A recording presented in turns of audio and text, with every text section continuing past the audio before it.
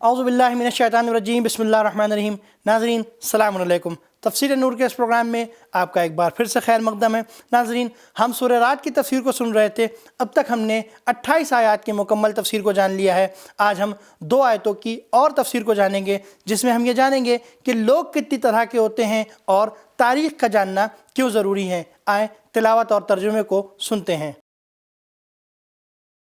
كتاب أنزلناه إليك مبارك ليدبروا آياته بسم الله الرحمن الرحيم الذين آمنوا وعملوا الصالحات طوبى لهم وحسن مآب۔ جو لوگ ایمان لائے اور نیک اعمال انجام دیے، ان کے لیے خوشحالی اور ان کے لیے بہترین ٹھکانہ ہے۔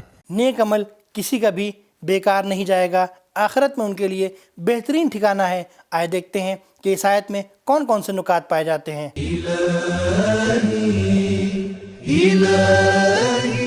الف، لوگوں کی 4 قسمیں ہیں۔ نمبر 1، مومن جو اللہ پر ایمان رکھتے ہیں اور عمل صالح انجام دیتے ہیں۔ نمبر 2، کافر، نہ وہ ایمان رکھتے ہیں اور نہ عمل صالح کرتے ہیں۔ نمبر 3، فاسق، وہ لوگ ہیں جو ایمان تو رکھتے ہیں لیکن ان کے اعمال صالح نہیں ہوتے۔ نمبر 4، منافق، وہ لوگ ہیں جو ایمان تو نہیں رکھتے لیکن ان کا ظاہر اچھا ہوتا ہے۔ بے، لفظ طوبہ درخت ہے جس کی جڑیں رسول اللہ صلی اللہ علیہ وآلہ وسلم اور امام علی علیہ السلام کے گھر میں ہیں اور اس کی شاخیں اہل ایمان کے سروں پر ہیں۔ بہار الانوار جلد نمبر 8 صفحہ نمبر 117 تا 120۔ شاید یہ بطور مثال کے ہو اور سمجھانا مقصود ہو کہ تمام نیکیوں اور خوبیوں کا دار و مدار ان مخصوص رہبروں کے ساتھ ہے جو منصوص من اللہ ہیں۔ اگر ان کے ساتھ رابطہ ہو تو سب کچھ قبول ہے ورنہ قبول نہیں ہے۔ جیم، جب کچھ سطحی فکر لوگوں نے رسول اکرم صلی اللہ علیہ وآلہ وسلم کی اس بات پر اعتراض کیا کہ حضرت صلی اللہ علیہ وآلہ وسلم اپنی بیٹی حضرت فاطمہ زہرا سلام اللہ علیہا کے اس قدر بوسے کیوں لیتے ہیں، تو حضرت نے فرمایا، جب مجھے شب معراج بہشت لے جایا گیا تو مجھے شجر طوبہ کا پھل کھلایا گیا۔ اس پھل سے حضرت فاطمہ زہرا سلام اللہ علیہا کا وجود عمل میں آیا۔ جب میں جنت کی خوشبو کا مشتاق ہوتا ہوں تو اپنی بیٹی حضرت فاطمہ زہرا سلام اللہ علیہا کے بوسے لے لیتا ہوں، اس طریقے سے بہشت کی خوشبو حاصل کر لیتا ہوں۔ بہار الانوار جلد نمبر 8 صفحہ نمبر 188۔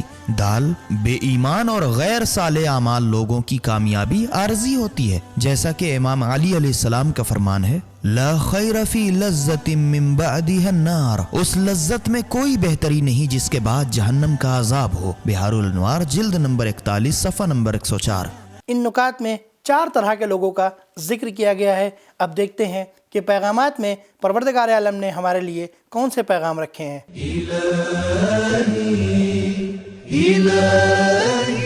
نمبر 1، اس دنیا کی پرسکون اور خوبصورت زندگی اور آخرت کی کامیابیاں عمل صالح کے زیر سایہ ہیں۔ الذین آمنوا طوبی لہم وحسن مآب۔ نمبر 2، دنیاوی کامیابیاں اس وقت قیمتی ہو سکتی ہیں جس وقت آخرت کی کامیابیاں بھی ساتھ ہوں۔ اگر دنیاوی کامیابیاں آخرت بنانے میں مانے ہوں تو پھر حیرانی و پریشانی کے سوا کچھ نہیں ہے۔ طوبی لہم وحسن مآب۔ یہ تھی آیت نمبر 29 کی تفسیر۔ آیت نمبر 30 کی تفسیر کو جاننے کے لیے اس کی تلاوت اور ترجمے کو سنتے ہیں۔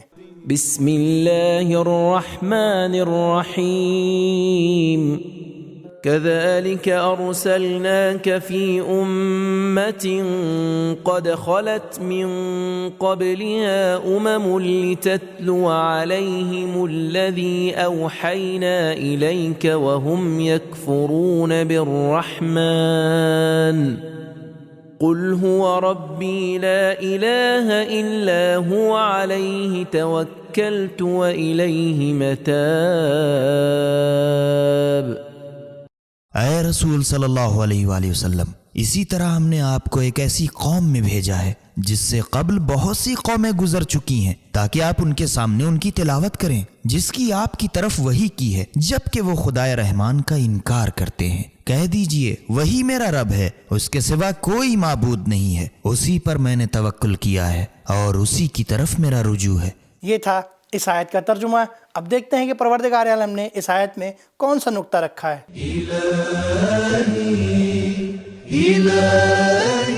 अलीफ अगरचे पैगंबर अकरम सल्लल्लाहु अलैहि वसल्लम अरबों में मबूस हुए, लेकिन दूसरी आयत की वजाहत के मुताबिक आप तमाम उम्मतों के लिए नबी बनकर तशरीफ लाए। इसलिए कुरान मजीद ने फरमाया वमा अरसलनाका इल्ला काफ़तल लिन्नास, हमने आपको तमाम लोगों की तरफ रसूल बनाकर भेजा है। सूरह सबा आयत नंबर 28।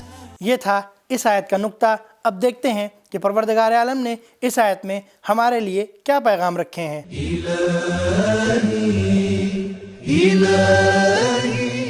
नंबर 1, अंबिया की बेसत सुन्नत इलाही है और ये उसके लुत्फ़ो करम और रहमत और राफत की दलील है। कज़ालिका बिर्रहमान। नंबर 2, तबलीग व तरबियत के लिए हर कौम की तारीख का मुताला जरूरी है। क़द खलत मिन क़ब्लिहा।